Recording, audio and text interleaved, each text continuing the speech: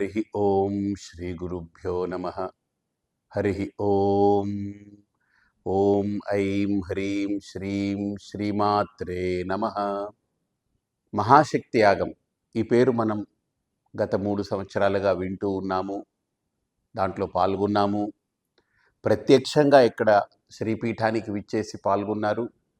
ఇరుగు పొరుగు ప్రాంతాల నుంచి, రాష్ట్రాల నుంచి, దేశాల నుంచి వచ్చి, అలాగనే రాలేని వాళ్ళందరూ కూడా ప్రత్యక్ష ప్రసారం ద్వారా, మాధ్యమాల ద్వారా వాళ్ళు కూడా ఇంట్లోనే మహాశక్తి యాగాన్ని ఇక్కడ ఎలా నిర్వహిస్తున్నామో దాన్ని లఘువుగా వాళ్ళ పరిధిలో వాళ్ళు నిర్వహించుకుంటూ ఒక అద్భుతమైనటువంటి క్రతువులో అందరూ భాగస్వాములయ్యారు.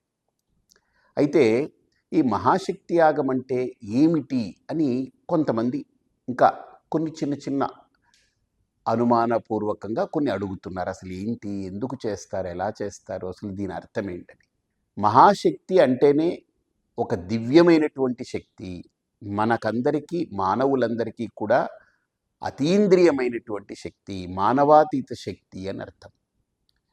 మానవుడి దగ్గర కూడా కొన్ని శక్తులు ఉన్నాయనేగా అర్థం. మరి ఆ శక్తులు ఏంటనంటే, మన బుద్ధి పనిచేస్తుంటే బుద్ధిశక్తి, శరీరం బాగా ఆరోగ్యంగా దృఢంగా ఉండి పుష్టిగా ఉంటే దాన్ని దేహశక్తి అంటారు. అలాగనే వాక్కు, అద్భుతమైనటువంటి వాక్కు మనం మాట్లాడితే దాన్ని వాక్శక్తి అంటారు. అలాగనే ఇంద్రియాలన్నీ పటుత్వంతో ఉండి పనిచేస్తూ ఉంటే ఇంద్రియ శక్తి అంటారు. అలాగనే మనకు డబ్బులు ఉన్నట్లయితే దాన్ని ద్రవ్య శక్తి అంటారు. అలాగనే మనకు సహకరించే వ్యక్తులు ఉన్నారు అని అంటే దాన్ని మానవ శక్తి, అంటే జనశక్తి అని అంటారు. ఇలా శక్తులు అనేవి మనకు మన పరిధిలో చాలా రకరకాల శక్తులు ఉన్నాయి. కానీ మనకంటే గొప్పది ఏంటంటే ప్రకృతి అనేటువంటి ఒక మహాశక్తి, అది గొప్ప శక్తి. అది మనకంటే శక్తివంతమైనది, కానీ అది అల్టిమేట్ కాదు. మనకంటే నో డౌట్ చాలా కొన్ని కోట్ల రెట్ల శక్తివంతమైనటువంటిది ప్రకృతి. అంటే ఒక సూర్యుడు కావచ్చు, గాలి కావచ్చు, నక్షత్రాలు కావచ్చు, చంద్రుడు కావచ్చు, సముద్రాలు కావచ్చు, కొండలు కావచ్చు, చెట్లు కావచ్చు, ఖగోళం కావచ్చు, గ్రహాలు కావచ్చు, అంతరిక్షం కావచ్చు, పాతాళం కావచ్చు, ఏదైనా ఇదంతా ప్రకృతిలో అంతర్భాగం. కాబట్టి ఒక మానవుడి కన్నా కూడా ఈ ప్రకృతి కొన్ని కోట్ల రెట్ల శక్తి కలిగినటువంటిది. కానీ ప్రకృతే గొప్పదా అంటే కాదు. ప్రకృతి కంటే మహత్తరమైన శక్తి, దివ్యమైనటువంటి శక్తి, ప్రకృతి కంటే అసలు మానవుడు ఊహకు అందనటువంటి శక్తి, దాన్నే మహాశక్తి అన్నారు. దాన్నే అమ్మవారిగా మనకు మన పూర్వీకులు మనకు పరిచయం చేశారు, మనకు నేర్పారు.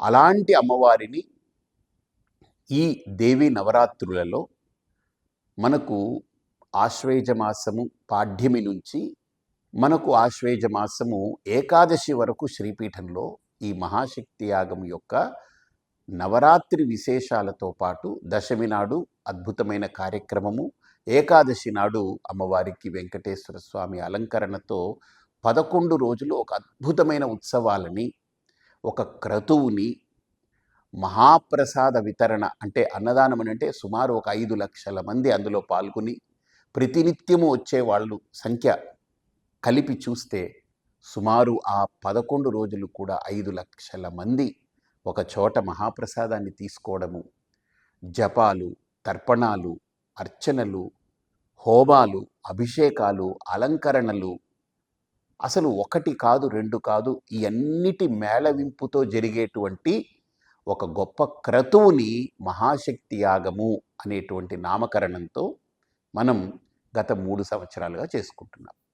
ఏమిటి దీంట్లో 3 సంవత్సరాలుగా చేస్తున్నాం కదా, ఏమిటి దీని లక్ష్యం ఏమిటి అని అంటే, ప్రధానమైనటువంటి అత్యంత ప్రధానమైనటువంటి లక్ష్యం ఏంటనంటే 1000 కోట్ల కుంకుమార్చన అమ్మవారికి చేసి దాన్ని అమ్మవారికి ధారవిడవాలి అని. ఎందుకు అంటే ఈ 1000 కోట్ల కుంకుమార్చన ఒక్కసారిగా జరగదు. కాబట్టి ప్రతి సంవత్సరం మహాశక్తి యాగం వేదికగా 100 కోట్లు చొప్పున పూర్తి చేయాలనేటువంటి ఒక బృహత్తరమైనటువంటి సంకల్పం, ఇప్పటిదాకా భూమి మీద జరగనటువంటి సంకల్పం.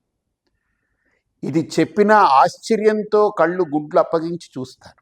కానీ మహాశక్తి యాగంలో పాల్గొన్న వాళ్ళకి కానీ, దాన్ని చూసిన వాళ్ళకి కానీ, లేదు టీవీ మాధ్యమాల ద్వారా, ఇతరత్ర మాధ్యమాల ద్వారా దాన్ని పొందిన వాళ్ళకి కానీ, దాని అనుభూతి పొందిన వాళ్ళకి కానీ ఆశ్చర్యం ఏమీ కలగదు.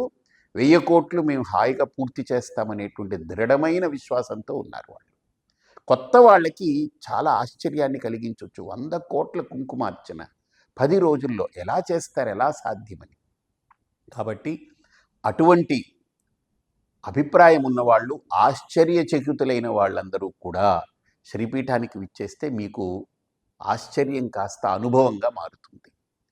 కాబట్టి ఈ మహాశక్తి యాగం 10 రోజులు కూడా అమ్మవారికి ప్రీతిపాత్రమైనటువంటి కుంకుమార్చన, మహిళలందరినీ కూడా ఒక దగ్గరికి తీసుకురావడం, దీక్షా వస్త్ర ధారణ, వాళ్ళందరూ ఒకే వస్త్రాన్ని ధరించి శ్రీయంత్రంతో తయారైనటువంటి అక్షయ పాత్రలో అమ్మవారికి ఇక్కడే ఉచితంగా కుంకుమ ఇస్తాము. ఆ కుంకుమతో వాళ్ళు అర్చన చేస్తారు. ఆ కుంకుమ కూడా సుమారు లారీల కుంకుమ ఖర్చు అవుతుంది. 100 కోట్ల కుంకుమార్చన అన్ని వేల మంది, 30-40 వేల మంది కూర్చొని చేసుకోవడం అనేటువంటిది సామాన్యమైన విషయం కాదు. అలాంటి ఈ మహాశక్తి యాగంలో మహిళలు, వాళ్ళు ఏ కులము, ఎక్కడి వాళ్ళు, ఏ ప్రాంతము, ఏ మతము, ఏమిటి అనేది ఏ అడ్జెక్టివ్స్ లేదు. అలాగనే ఆ స్త్రీ భర్త ఉన్నారా, భర్త లేరా, తల్లిదండ్రులు ఉన్నారా, పిల్లలు ఉన్నారా, పిల్లలు లేరా, ఎవరున్నారు, ఎవరు లేరనేది కాదు. ఒక స్త్రీమూర్తి ఒక అమ్మవారిలా తాను దీక్షా వస్త్రధారణ చేసి అమ్మవారికి 100 కోట్ల కుంకుమార్చన చేసి ధార విడిచేటువంటి ఒక మహాయాగము ఈ భూమి మీద జరుగుతుంది. ఈ క్రతువులో మాతృమూర్తులందరూ కూడా 10 రోజులు ఒక దీక్షతో ఒక ప్రాంగణంలో ఇంత గొప్ప క్రతువుని నిర్వహించుకునే అద్భుతమైన ఘట్టమే మహాశక్తి యాగంలో జరిగే శతకోటి కుంకుమార్చన. ఇది ఒక అంశం. దీనితో పాటు ప్రతినిత్యము 1000 చండీ పారాయణలు, 100 చండీ హోమములు, లక్షలాదిగా నవార్ణవ మంత్రం అంటే చండీ నవార్ణవ మంత్రం అంటే అమ్మవారి యొక్క ప్రధానమైనటువంటి మంత్రము, కొన్ని లక్షల సంఖ్యలో ఆహుతులు జరుగుతాయి. అలాగనే సహస్ర రుద్ర హోమము కూడా జరుగుతుంది. 1000 రుద్రాలతో హోమం జరుగుతుంది. అలాగే అక్షర లక్ష బగళాముఖి హోమం జరుగుతుంది. వారాహి హోమం జరుగుతుంది. ప్రత్యంగిర జరుగుతుంది. మహాలక్ష్మి హోమం జరుగుతుంది. మహాసరస్వతి హోమం జరుగుతుంది. మహాదుర్గ హోమం జరుగుతుంది. ఇలా దివ్యమైనటువంటి శక్తులతో కూడుకున్నటువంటి మంత్రము, స్తోత్రము, పారాయణాలతో, జప స్తోత్ర పారాయణాలతో అద్భుతమైనటువంటి హోమములు యాగశాలలో జరుగుతాయి.